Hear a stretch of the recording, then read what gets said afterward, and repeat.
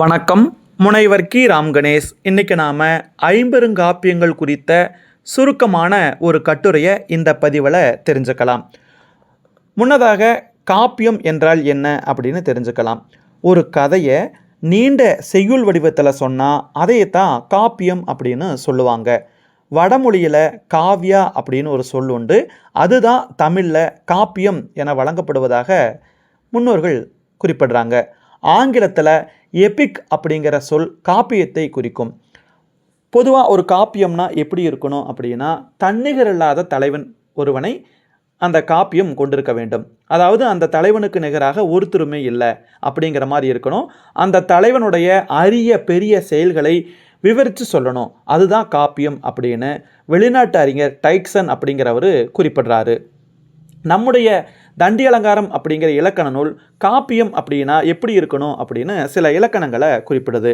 அதில் என்ன சொல்கிறாங்க அப்படின்னா, வாழ்த்து, வணக்கம், வருபொருள் இதெல்லாம் இருக்கணும் ஒரு காப்பியத்துடைய தொடக்கம். அது குறிப்பாக ஒரு பெருங்காப்பியம் அப்படின்னா இதெல்லாம் இருக்கணும். வாழ்த்து இருக்கணும், வணக்கம் இருக்கணும், அந்த நூலை படிக்கிறதன் மூலமாக வரக்கூடிய பொருள் வருபொருள் சொல்லப்படணும், அறம், பொருள், இன்பம், வீடு என்று சொல்லக்கூடிய அந்த நூலினுடைய பயன் பற்றி சொல்லணும்.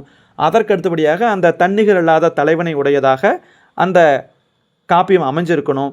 அதில் மலை, கடல், நாடு, நகர் பற்றிய அந்த இயற்கை பற்றிய செய்திகள் இடம்பெற்றிருக்கணும்.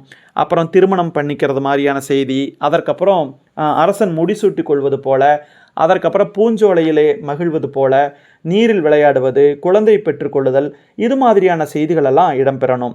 மந்திரம், தூது, அதற்கப்புறம் இந்த போர், அந்த செலவு, அப்புறம் பகை, வெற்றி, இது மாதிரியான செய்திகளும் அதில் இடம்பெற்றிருக்கணும். சருக்கம், இளம்பகம், பரிச்சேதம் என்று சொல்லக்கூடிய அந்த உட்பிரிவுகள் ஏதாவது இருக்கணும். நெருங்கிய சுவையுடையதாக பாவிகம் அப்படிங்கிற ஒரு தன்மை பெற்றிருக்கணும். படித்தவர்கள் உருவாக்கக்கூடிய ஆற்றல் பெற்றதாக இருக்கணும். இப்படியெல்லாம் இருந்தால் தான் அது காப்பியம், பெருங்காப்பியம் அப்படின்னு சொல்கிறாங்க. குறிப்பாக சொல்லணும் அப்படின்னா, அறம், பொருள், இன்பம், வீடு என்று சொல்லக்கூடிய இந்த 4 உறுதிப்பொருள்களையும் எந்த இலக்கியம் சொல்லுகிறதோ அது பெரும்பாலும் பெருங்காப்பியம் அப்படிங்கிற சொல்லால் அழைக்கப்படும். அந்த வகையில் நாம் தமிழன்னைக்கு அணிகலன் மாதிரி திகழக்கூடிய ஐம்பெருங்காப்பியங்கள் குறித்து இந்த பதிவில் நம்ம பார்க்க போகிறோம். சிலப்பதிகாரம் இளங்கோவடிகளால் படைக்கப்பட்டது. அதற்கு அடுத்தபடியாக மணிமேகலை சீத்தலை சாத்தனாரால் படைக்கப்பட்டது. 3வதாக சீவக சிந்தாமணி திருத்தக்க தேவர் என்ற புலவரால் பாடப்பட்டது. 4வதாக குண்டலகேசி நாதகுத்தனாரால் பாடப்பட்டது. 5வதாக இருக்கக்கூடிய அந்த வளையாபதி, இதை எழுதியவர் பெயர் என்ன அப்படின்னு நமக்கு தெரியலை. இதை மட்டும்தான் நம்ம ஐம்பெருங்காப்பியங்கள் அப்படின்னு சொல்கிறோம். இப்போ ஒவ்வொரு காப்பியத்தை குறித்தும் சிற்சில செய்திகளை மட்டும் நாம் இந்த பதிவில் தெரிஞ்சுக்கலாம். இப்போ முதல்ல பார்த்திங்கன்னா நம்ம சிலப்பதிகார காப்பியத்தை பற்றி நம்ம தெரிஞ்சுக்கலாம். இந்த சிலப்பதிகாரம் புகார் காண்டம், மதுரை காண்டம், வஞ்சி காண்டம் என்று சொல்லக்கூடிய 3 காண்டங்களை கொண்டது. காண்டம் என்றால் பெரும் பிரிவு என்று அர்த்தம். அது மட்டும் இல்லாமல் அதில் 30 காதைகள், காதைனா சிறு பிரிவுன்னு அர்த்தம், அந்த மாதிரி 30 காதைகளை கொண்டதாக அமைந்திருக்கிறது. இதில் புகார் காண்டத்தில் கோவலன் கண்ணகியை திருமணம் பண்ணி இல்வாழ்க்கையில் ஈடுபட்டு வாழ்ந்துகிட்டு இருக்கிறான். அப்படி இருக்கக்கூடிய கோவலன் ஒரு சமயம் ஒரு நடன அரங்கேற்றம் நடக்கக்கூடிய இடத்துல கலையரசி மாதவியை பார்த்து அந்த கோவலன் மயங்கி அவளோடவே வாழ்ந்து கொஞ்ச காலம் இருக்கிறான். அந்த மாதவிக்கும் கோவலனுக்கும் ஒரு மகள் பிறக்கிறாள். அவள் தான் மணிமேகலை. அதற்கப்புறம் ஒரு இந்திர விழாவின் போது அந்த காணல் வரி பாடப்பட்ட சூழலில் அந்த கணவன் மனைவி, அதாவது கோவலனுக்கும் மாதவிக்குமே இடையில் ஒரு பிரிவு ஏற்பட்டு அந்த கோவலன் திரும்பி கண்ணகியிடமே வந்து விடுகிறான். அதற்கு பிறகு புது வாழ்க்கைக்காக பொருள் தேட கண்ணகியை கூட்டிக் கொண்டு கோவலன் மதுரை மாநகர் செல்கிறான். வழியில் கவுந்தீடிகள் என்று சொல்லக்கூடிய சமண சமய பெண் துறவியினுடைய துணை அவங்களுக்கு கிடைக்குது. அதற்கப்புறம் மதுரைக்கு போன உடனே மனைவியினுடைய காற்சிலம்பு, அந்த காலில் அணிந்திருக்கூடிய அந்த சிலம்பை விற்று எப்படியாவது வணிகம் செய்து பிழைத்து கொள்ளலாம் அப்படின்னு சென்ற கோவலன் அந்த திருடன் என பழி சுமத்தப்பட்டு கொலை செய்யப்பட்டான். அப்போது ஆராய்ந்து பார்க்காமல் கோவலனை கொன்ற அந்த பாண்டிய மன்னனிடத்தில் கண்ணகி வழக்காடி தன்னுடைய கணவன் திருடன் கிடையாது அப்படின்னு நிரூபிக்கிறான். அப்புறம் தவறு உணர்ந்த அந்த மன்னன் உடனே உயிர் துறந்து விழுகிறான். அவன் இறந்து போயிடுறான். அதற்கப்புறம் கண்ணகி மதுரையை எரித்து விட்டு சேரநாடு புகுந்து அவள் விண்ணுலகத்துக்கு செல்கிறாள். இப்படியாக இந்த சிலப்பதிகார காப்பியம் அமைந்திருக்கிறது.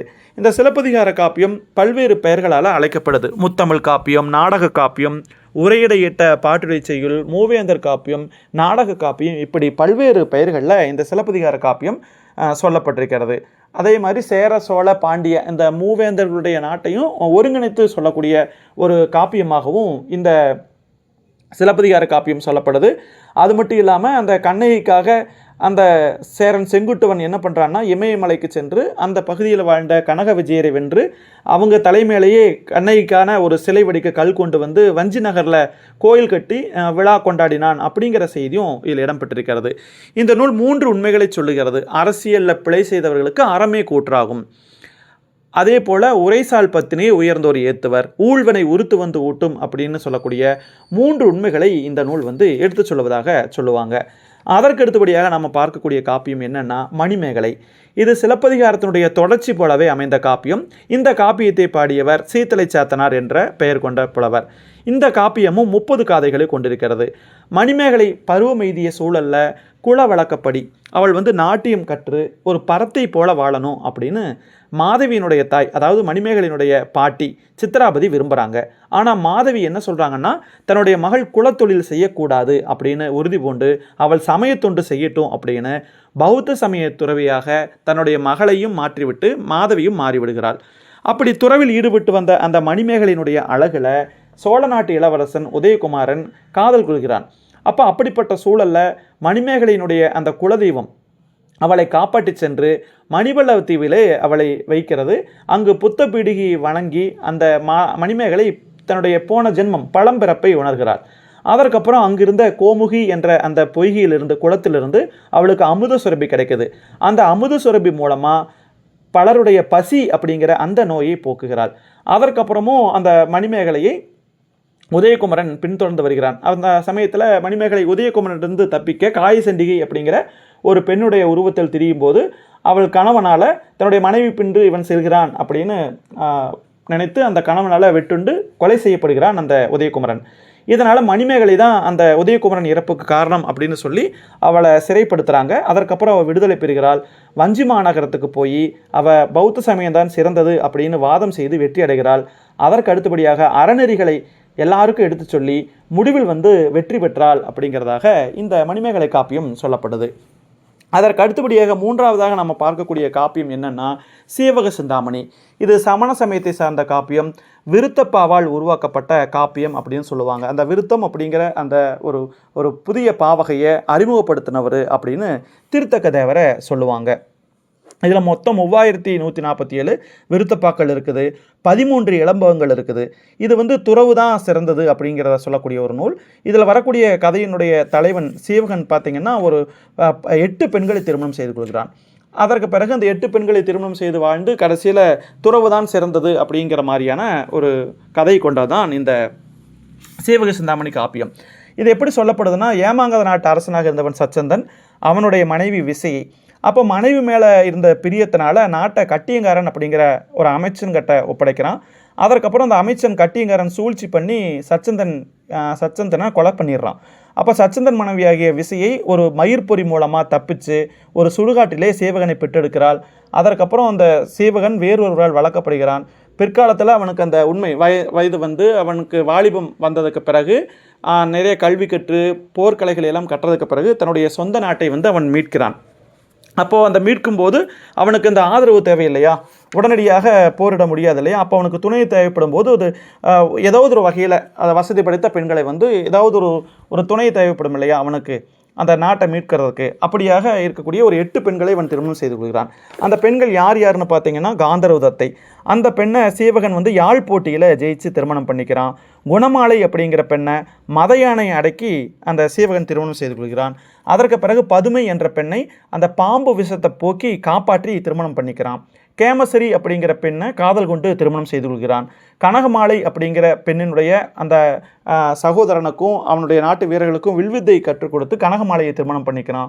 விமலை அப்படிங்கிற பெண்ணை பந்தாடிய சூழலில் அந்த விமலையை கண்டு காதலித்து சீவகன் திருமணம் பண்ணிக்கிறான். அதே போல் சுரமஞ்சிரி அப்படிங்கிற பொண்ணை கிழவனாக வேடம் பூண்டு காதலித்து திருமணம் பண்ணிக்கிறான். அதற்கப்புறம் இலக்கணை என்ற பெண்ணை தன்னுடைய மாமன் மகள் அப்படிங்கிற முறையில் திருமணம் பண்ணிக்கிறான். அப்புறம் கோவிந்தை அப்படிங்கிற பெண்ணை தன்னுடைய நண்பன் பதுமுகனுக்கு திருமணம் பண்ணி வைக்கிறான். இப்படியெல்லாம் வாழ்ந்த அந்த சீவகன் எப்படியோ ஒரு வகையில் அந்த கட்டியங்காரனை ஜெயித்து அவனுக்கு இந்த படைபலமெல்லாம் கிடைக்குது. இந்த திருமணம் பண்ண பெண்ணுக்கு மூலமாக நிறைய கிடைக்கும். அவங்கெல்லாம் வசதி படைத்தவர்கள், அவர் அரசு குடும்பத்தை சார்ந்தவர்கள். அப்படியாக அவனுக்கு அந்த நாடு கிடைக்குது. அதற்கு பிறகு அவனுக்கு பிள்ளைகள் எல்லாம் பிறக்கிறாங்க. அவங்களும் உரிய வயது அடைந்த உடனே தன்னுடைய பிள்ளைகளில் ஒருவனை அரசனாக்கி விட்டுட்டு தன்னுடைய 8 மனைவிமார்களோடு சேர்ந்து அவன் சமண சமய துறவியாக மாறினான் அப்படிங்கிறதாக இந்த காப்பியம் வந்து சொல்லப்பட்டிருக்கிறது. அதற்கு அடுத்தபடியாக நம்ம பார்க்கக்கூடிய காப்பியம் என்னென்னா குண்டலகேசி என்று சொல்லக்கூடிய காப்பியம். இது பௌத்த சமயத்தை சார்ந்த காப்பியம். இதில் 19 பாடல்கள் மட்டும்தான் நமக்கு கிடைக்குது. இது வந்து நீலகேசி அப்படிங்கிற அந்த சமண சமய நூலுக்கு எதிராக தோன்றிய நூல் அப்படின்னு சொல்கிறாங்க. குண்டலகேசி அப்படிங்கிற அந்த வணிக பெண் அவள் தான் காப்பியத்தினுடைய தலைவி. அந்த சிறைப்பட்டு ஒரு கொலை செய்யப்படுவதற்காக போன ஒரு கல்வனை காதலிக்கிறான். அந்த காலன் என்று பெயர் கொண்ட ஒரு கல்வன். அவனை மீட்டு அவனுடைய தந்தையினுடைய உதவியால் அவனை மீட்டு திருமணம் பண்ணிக்கிறான் அந்த குண்டலகேசி. அப்போ அவளுடைய தந்தை என்ன பண்ணுறாங்க அப்படின்னா, அரசியலில் செல்வாக்கு மிகுந்தவர். அவர் என்ன பண்ணுறாருனா தன்னுடைய மகளுக்கு அவனை திருமணம் பண்ணி வைக்கிறாங்க. அப்போ அந்த காலன் நல்லபடியாக வாழ்ந்துகிட்டு இருக்கிறான். ஒரு நாள் அந்த ஊழல் வரும் இல்லையா, கணவன் மனைவிக்கு இடையில சண்டை வரக்கூடிய நேரத்தில் ஏதோ ஒரு நிலையில் நீ கல்வன் தானே, திருடன் தானே அப்படின்னு அந்த குண்டலகேசி சொல்கிறாள். அப்போ அந்த நேரத்தில் அவளுக்கு அவன் மீது கோபம் வருகிறது.